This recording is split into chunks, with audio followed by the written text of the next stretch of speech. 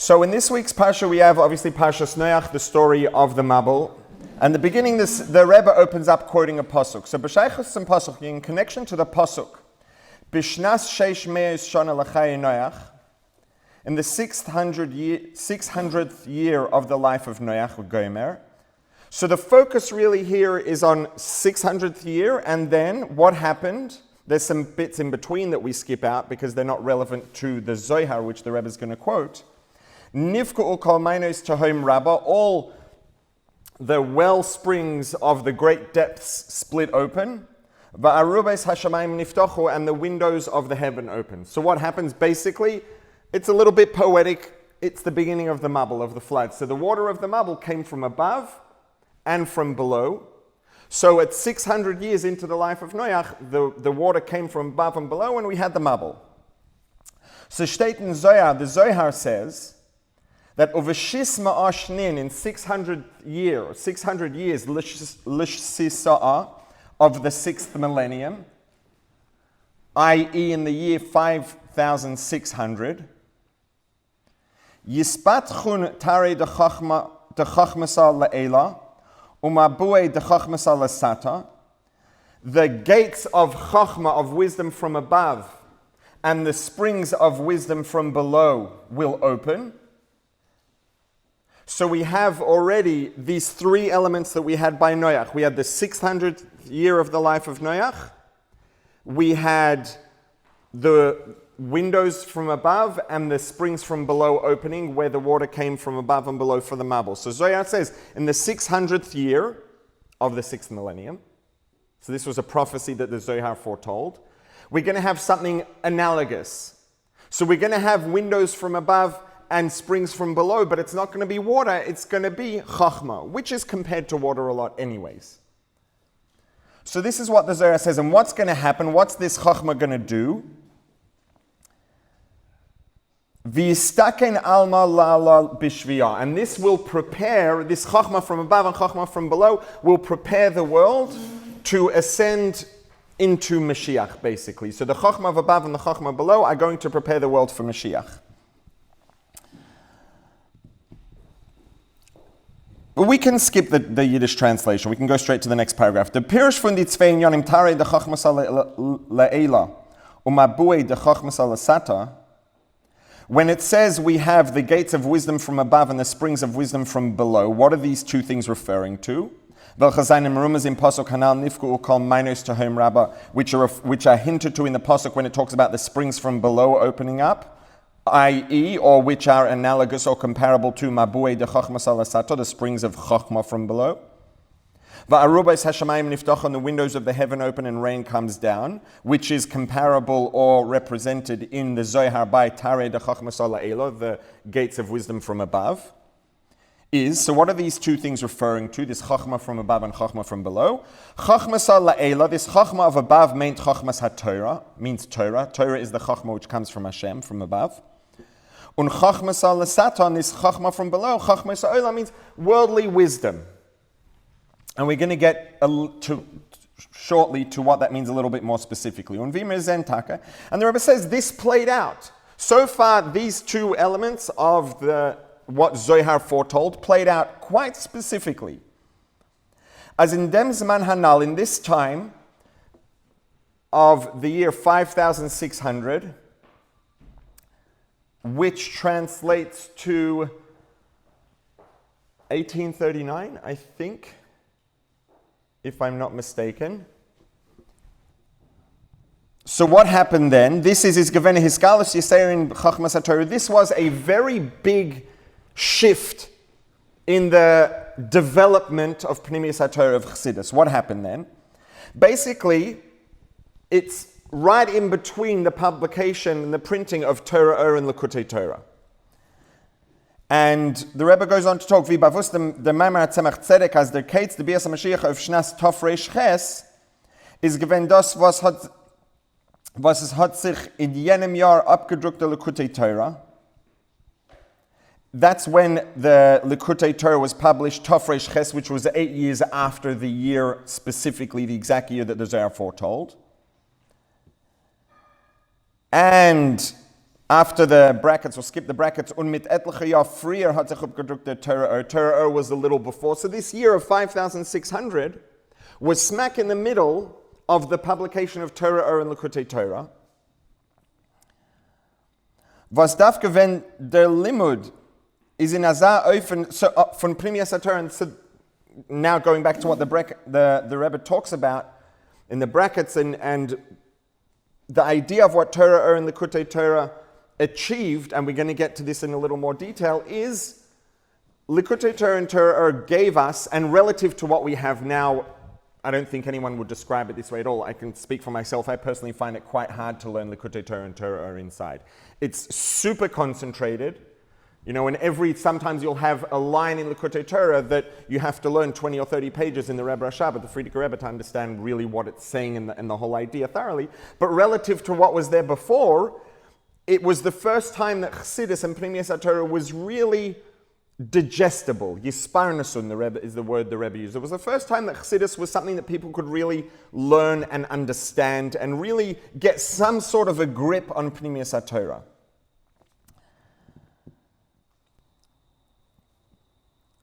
And so the Rebbe says that learning Pnimius Torah specifically in Azar Ofen Vet the Yisparnasun in a way that we can digest it, und and it can start to spread out from the Mayonas Abal Shem Tov, was sein Hisgalus is given Arum Shnas Tovkuf.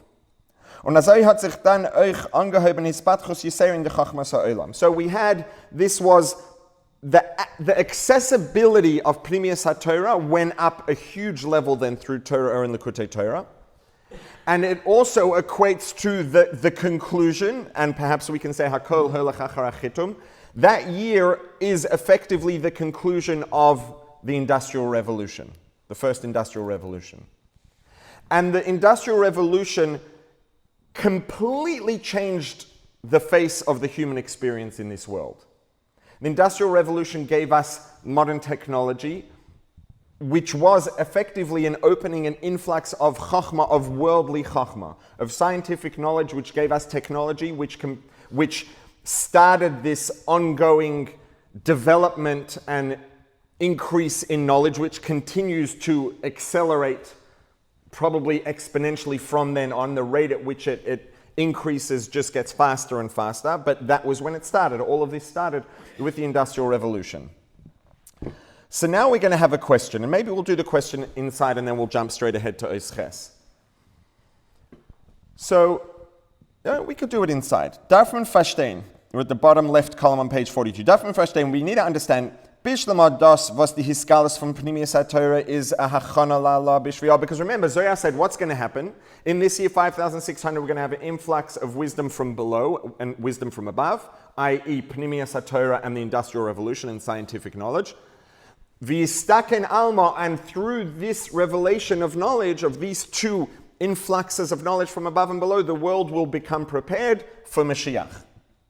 So somehow, the revelation of Chassidus prepared the world for Mashiach. Okay, that's not rocket science. Somehow also the Industrial Revolution and the influx of scientific knowledge that it facilitated also is preparing the world for Mashiach. That's going to take a little bit more to explain and figure out what exactly it means and how that works. So the Rebbe says, Bishlam, it's understood that the Hisgalus of Pnimius Torah prepares the world for Mashiach. That's understood. Val he says, in Yemosa Mashiach vet sich uftan der inyan fun malach haaretz deyas Hashem kamayim liyom machasim. What is... Okay, so we need to understand three things here. There are three pieces in this picture. There's science, there's Pnimius Torah, and there's Mashiach. So if we want to understand how the influx of Pnimius Torah combined with the influx of science prepare the world for Mashiach, the first thing we need to understand is what is Mashiach? There are a lot of things we know about Mashiach, but what is the defining factor that defines Yemosa Mashiach versus Golus, versus pre-Yemosa Mashiach? And, you know, all the things that we hear about in the Midrashim and the stories, and all of these things are pieces of information that we know will happen when Mashiach comes, but none of them define what the state of Mashiach is. You want to know al pi halacha what defines the state of Mashiach? Where do you look? Rambam, the only sefer halacha that describes Yemosa Mashiach. And Rambam says very simply, the defining aspect of Yemos HaMashiach is Mala ha'aretz deya es Hashem. The world will be filled with recognition of Hashem. That's what Yemos HaMashiach is about. Yemos HaMashiach, the thing that defines Yemos HaMashiach is a world in which recognition of Hashem is universal. It's ubiquitous. Everyone has this. And the Rebbe quotes very often, and the Rebbe points this out, and the Rebbe will quote it in the Sikha as well. The pasuk V'ra'u chol basar yachtov ki pi Hashem diber, and all flesh will see that that the mouth of Hashem spoke. It doesn't say V'ra'u kulam, that they will see. V'ra'u kol Yisroel, that all Yidden will see. It says V'ra'u kol basar, and the Rebbe points this out, emphasize this specifically. Our flesh will see. We will actually see Elokus, we will see Hashem literally with our physical eyes. When we look at a table, when we look at a chair, when we look at anything, our physical eyes will actually see the divine creative force, the koyach hapoel, that's acting on that thing to make it exist. Our physical eyes will see Elokus everywhere. That's what defines Yemos HaMashiach. Yemos HaMashiach is a reality in which there is universal recognition of Hashem. Everyone will see Hashem everywhere in everything. So how Pnimis HaTorah prepares the world for that? It's very simple. That's literally the whole Chassidus. And the Rebbe talks about this in the context specifically of Yud Tes Kislev a lot. You know, when the Baal Shem Tov met Mashiach, it was Rosh Hashanah, when he ascended Lamayla, he met Mashiach and he asked Mashiach, "Hey, Mosai Ka'asimar, when are you coming?" Mashiach said, when Chassidus gets spread around, the Rebbe says, this wasn't a skula.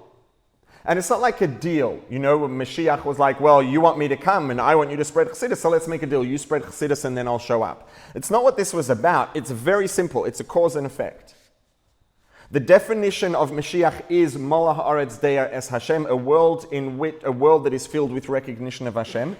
And learning Chassidus literally achieves that. Learning Chassidus, every bit of Chassidus that we learn and every bit of Chassidus that we work with and try to integrate into who we are and our perspective and the way we perceive the world, increases the extent to which we see Hashem everywhere in everything.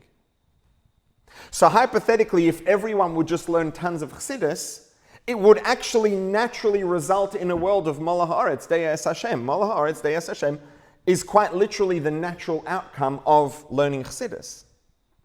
So when Mashiach says, I'll come, it's not a bargain, it's not a deal, it's not a reward, it's the actual outcome. Now the Rebbe points out, V'ra'u kol basar, when Mashiach comes, we'll see Hashem literally with our physical eyes. That we can't achieve through Chassidus.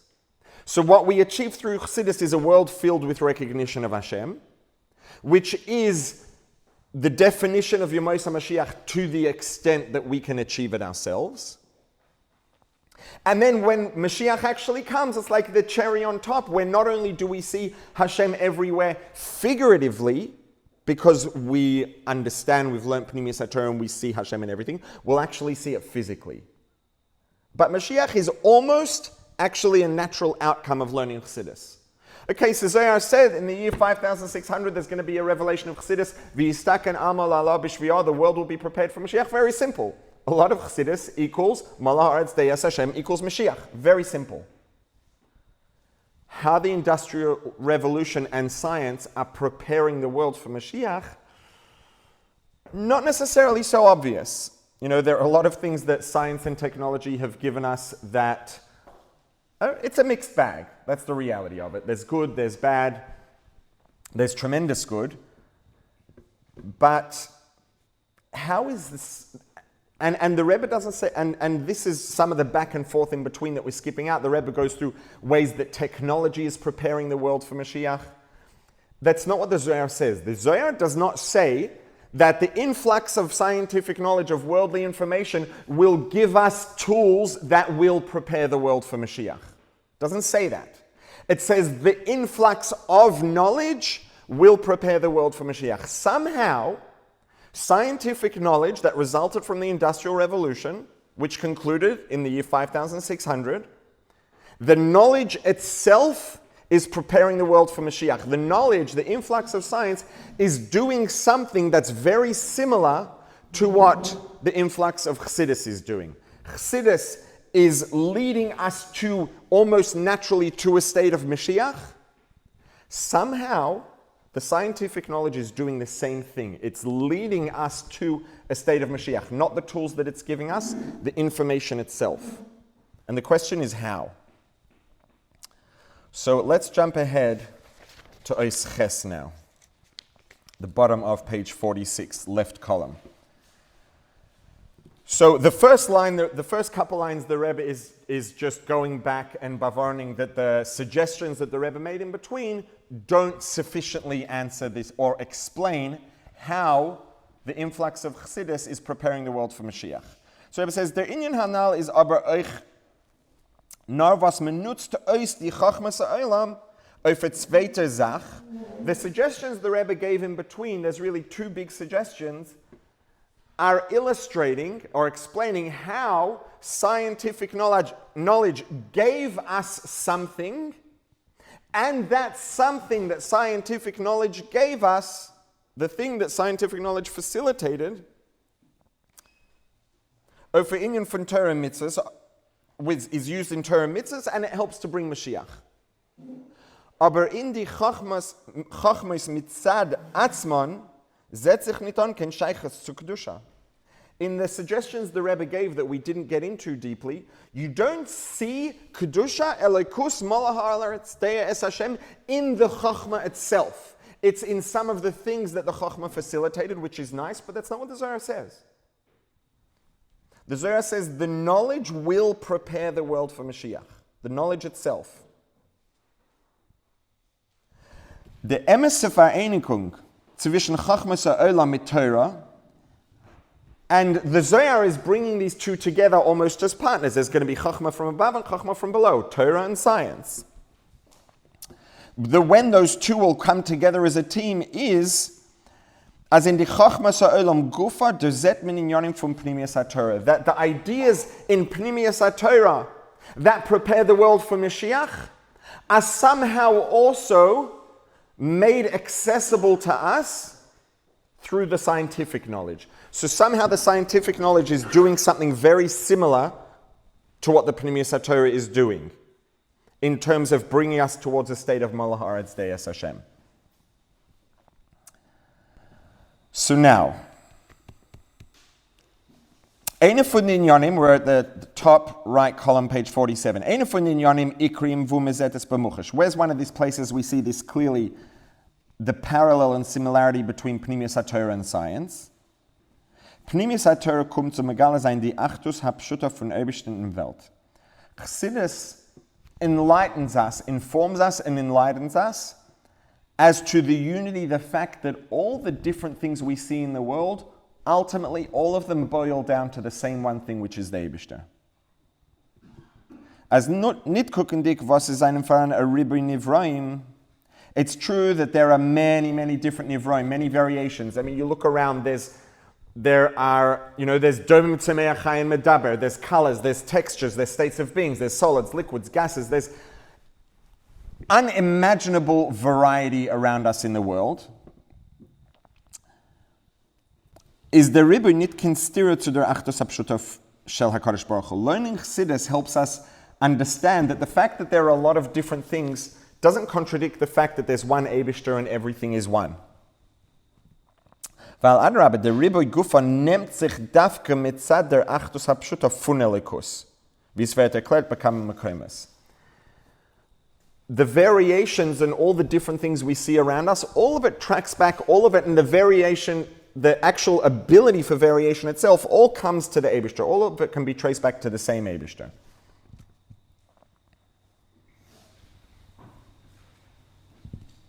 Okay, and ultimately we can look at it as, going back to what we said before. The Rebbe emphasizes this pasuk a lot. V'ra'ol kol basar yachtov, all flesh will see what? Ki pi Hashem diber, the mouth of Hashem spoke, the dvar Hashem.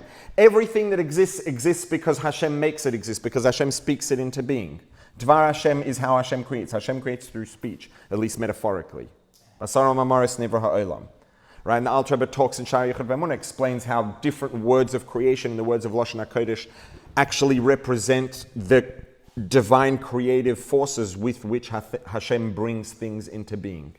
And the specific creative force for each thing, which is different obviously for each different thing that exists, is represented by the specific word that refers to that thing. So yes, there are different specific creative forces that bring things into being, but all of those creative forces are Dvar Hashem. They're all just Hashem's speech, and there's only one Hashem.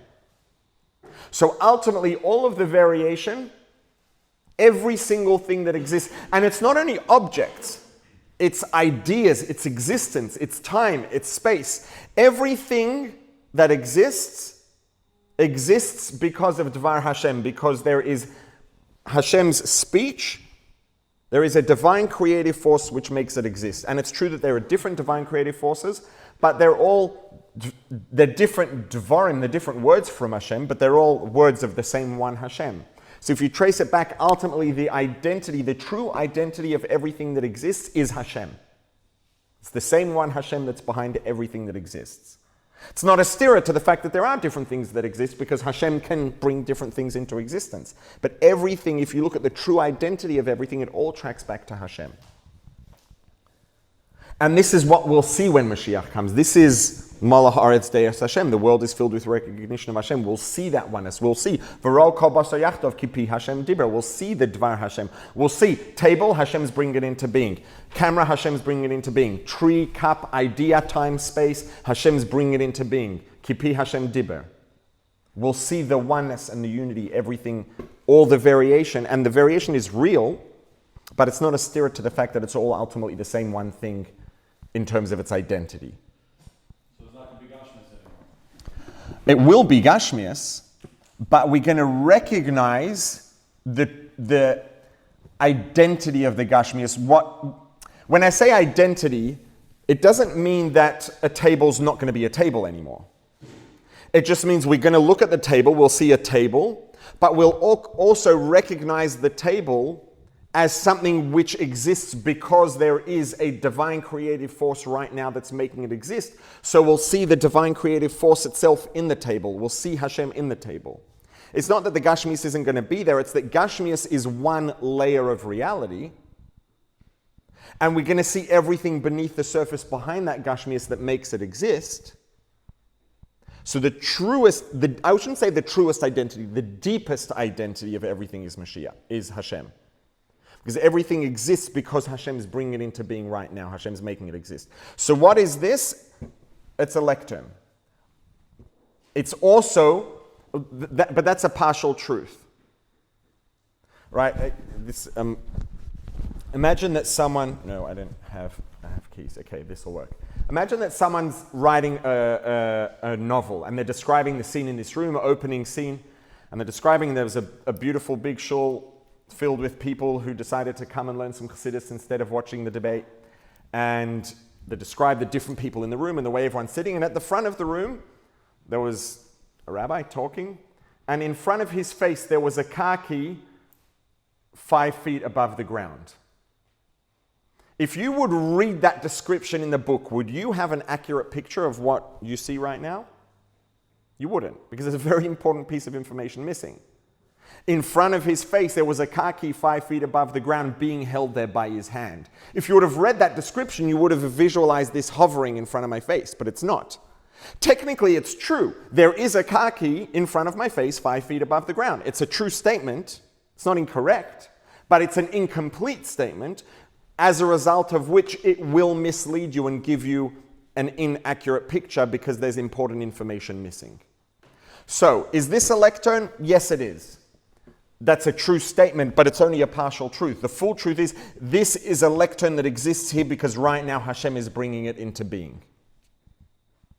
When Mashiach comes, we're going to see the act of Hashem that's bringing it into being, that's making it exist. This is not going to be any less of a physical object. It's just that we're going to see the full picture, most of which we don't see now. So we're going to see Hashem in everything. Everywhere we look, we'll see Elokus, we'll see Hashem. Not that the Gashmis is going to go away, and this is why Rambam says that don't think that Yemoseh Mashiach means that the world's going to function differently, that it's going to change. It's not. It's going to be the same. Our experience is going to change dramatically because our perception, instead of us perceiving only a very small part of the big picture, one layer of truth, we're going to see the whole thing.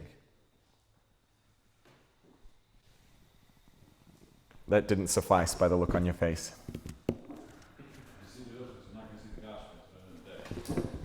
You don't see that Hashem. Sorry? You won't see the Magushim make it part of the Gashmis. Yeah. But Gashmis is real. It's not a stira. It's just it's only part of the picture. So, but now the Rebbe says, if that's true, that Chassidus leads us to see the full picture, which is that everything is really one. Somehow that oneness, or that oneness, let's leave it at that for now, should also be illustrated somehow in the nature of the world itself. Because if all the variation in the world comes from one Hashem, and the process by means of which Hashem creates the world is real, it's a real thing, then the oneness that's behind the scenes somehow should also be reflected in the world itself.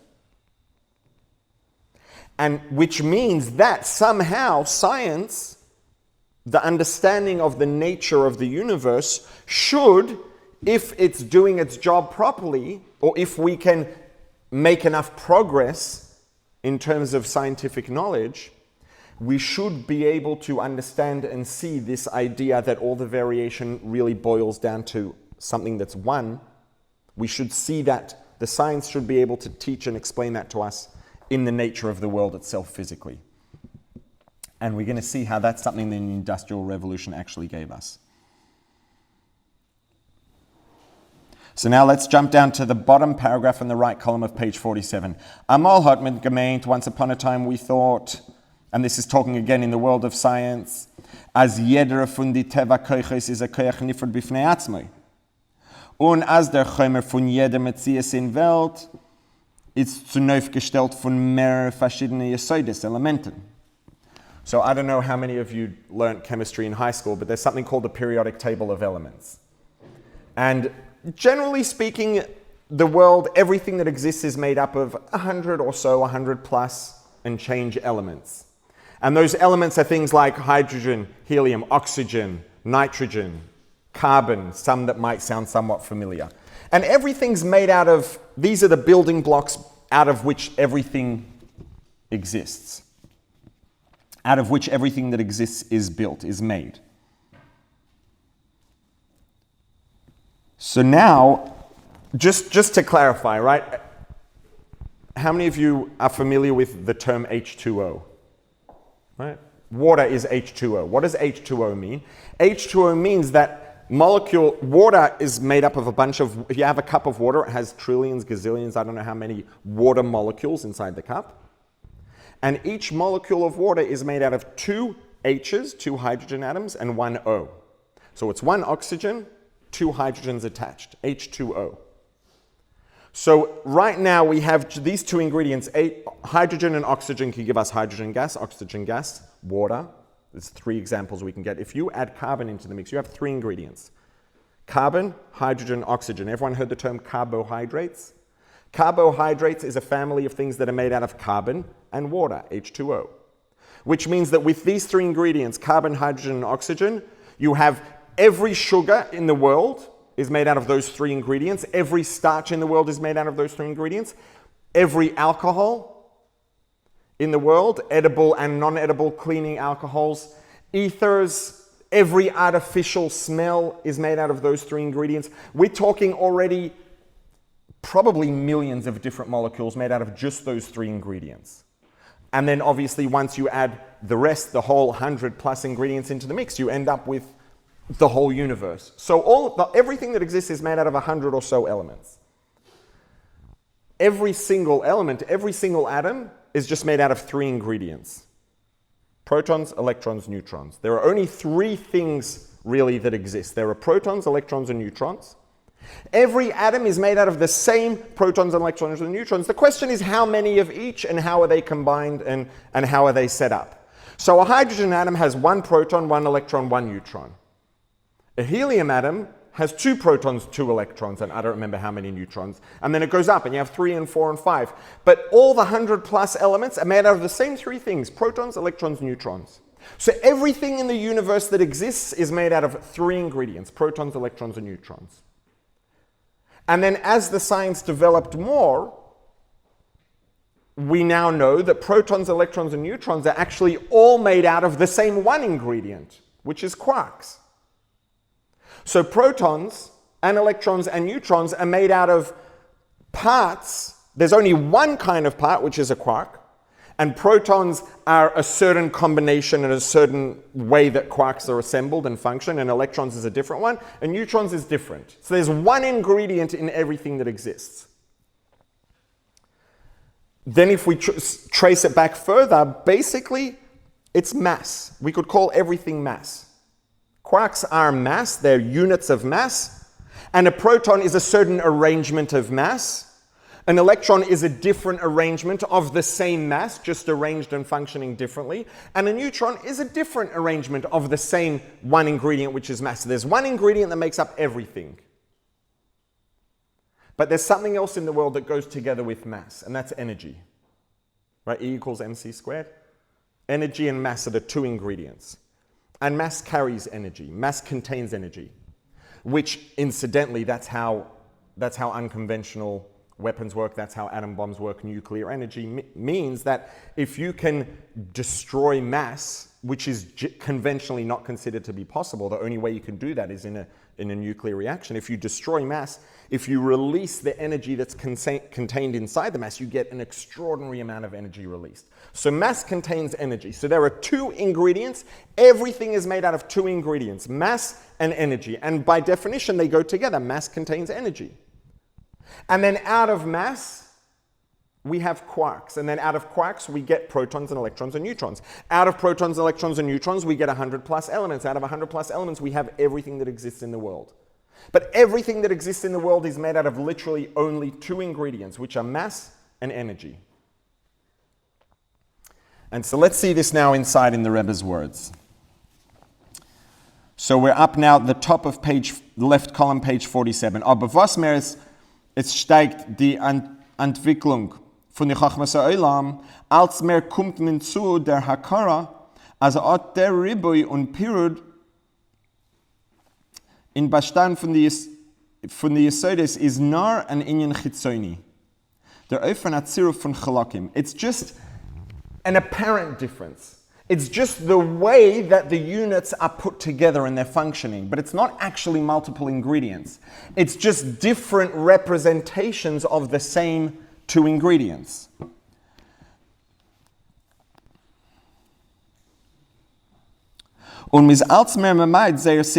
As science progressed, we further narrowed and reduced the number of ingredients. So we got down to protons, electrons, and neutrons, and eventually which was 3, and eventually we got down to just 2, which is mass and energy.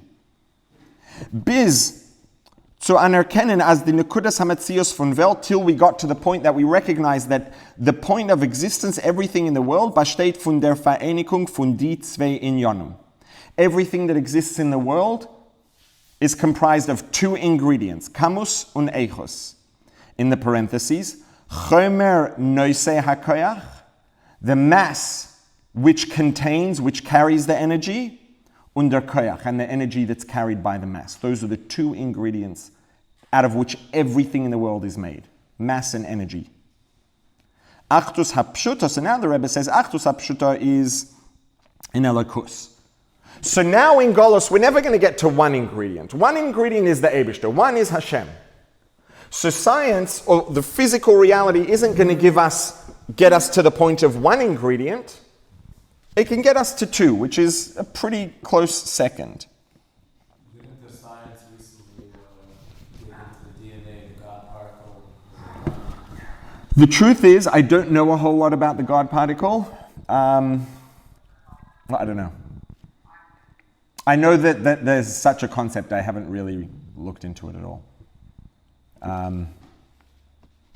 So I can't respond, unfortunately. Do you know more about it that you want to share? That's relevant? No? Okay.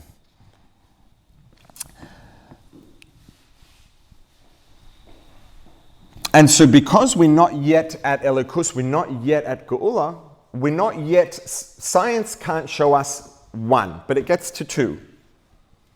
And so now the Rebbe says in the next paragraph, second paragraph from the bottom left column, page 47, und das ist der Keshet zwischen der Hispatkus von Chachmais ha'olam mit der Hisgalos von lahavdil pnimis ha'Torah, als ha'chana zu yistaken alma la'ala b'shviyah.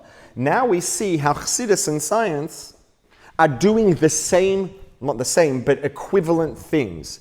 And we see how the knowledge of science itself is preparing the world for Mashiach. Mashiach equals seeing the oneness in the world, seeing how all the variation really boils down to one ingredient. And science, which has been given to us and made possible by the Industrial Revolution, teaches us and trains us without having to go to Pnimius HaTorah necessarily to at least get the concept in general, that we can have unimaginable variation, all of which really is just made out of two ingredients. There are two ingredients which result in all the variation we see in the world. Even if you just look at the level of life, forget domim, forget molecules, just living organisms, there are, no one knows how many there are, but we know that there's more than we can imagine. Trillions, I don't know about trillions, but there's certainly definitely millions of species, possibly tens of millions or more. And that's just different number of living creatures that exist. Different kinds, varieties of living creatures that exist. That's not to mention domim, all the different molecules, substances, materials, etc. And all of that comes back to two ingredients. So science is in and of itself is training our minds and our perception, our perspective, to be able to see how variation and all the different things in the world all really are just made out of the two same ingredients. Chassidus takes it a step further because it's not talking about the Gashmias of the world, it's talking about the full picture where everything goes back all the way to that one ingredient, which is the Eibishter. And so here we have the answer of how both Pnimius HaTorah and science the science in and of itself is preparing the world for Mashiach. It's not just that it gives us things to prepare the world for Mashiach. The knowledge itself gives us the ability to see that oneness, to see how everything in the world really, science will bring it back to two, Chassidus brings it back to one. And just, to maybe transfer this to something, to a bit of a more personal take on this, is that the more we learn Chassidus and the more we integrate the Chassidus that we learn and the more it becomes part of who we are, the more not only all the different objects and people and entities in the world become one, but for ourselves, the more the different parts of our lives become one. Today more than ever, we spread so thin. There are so many things going on in life, and we're being pulled in so many directions all at once. And it can get overwhelming and it can get difficult. But when there could be just a little switch in the way we look at things, which can make a big shift in the way that we experience those things without changing the circumstances, but as our perspective changes, our experience, the way that we experience our circumstances can change. And the moment that we appreciate and realize that all the different parts of our lives are all part of the same one picture. It's the same one life of a Yid, it's the same one life of a Chassid, which is the same one Chassidus and the same one Eibishter and one Torah. And assuming that we're living a life of Torah and mitzvahs, then everything that we do in life, as much as certain details specifically might not necessarily seem to be connected or related to Torah and mitzvahs directly, ultimately, if we're living a Torah and mitzvahs life, it all comes back to the Eibishter. It all comes back to Dir B'Tachtonim. If we're living life properly, then every part of our life, some way, one way or another, is connected to our objective and our purpose and the meaning in our lives, which is to make a Dir B'Tachtonim, to bring Elokus in the world, to bring Kedusha Chassidus into the world. And looking at life that way, even though it doesn't make us need to do less things, but it can remove a lot of the tension that we feel. When we feel like there are 100 different things going on in life and there's tension between them and one thing contradicts the other and we're being pulled in different directions, that can create a lot of experiential tension. It can create some anxiety. If we can look and appreciate that all those different things are all really, it's the same one thing. We're here to make a dir b'tachtonim. We're here to serve the Eibishter. We're here to learn Torah. We're here to be Chassidim, to be Yidden.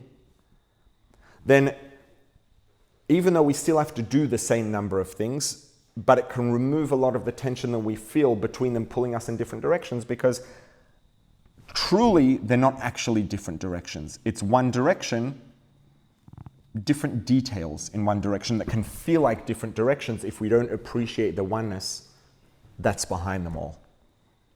L'chaim.